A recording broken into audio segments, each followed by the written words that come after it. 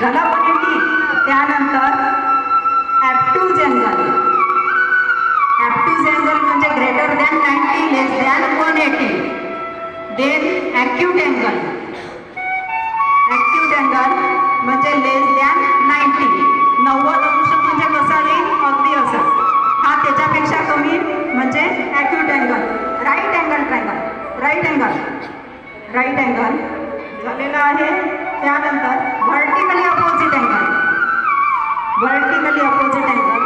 समोरच्या मुलांना vertically opposite angle दिसत असेल की ज्याच्यामध्ये आपण म्हणतो हा एक अँगल झाला, या साईडचा अँगल झाला, both are opposite, upper and down both are opposite, म्हणजे vertically opposite angle. Then corresponding angle. Corresponding angle याच्यामध्ये एक 90 आहे, हे दोन अँगल आहे, म्हणजे हा अँगल आणि हा angle both are corresponding angle. Then angle bisector. Angle bisector.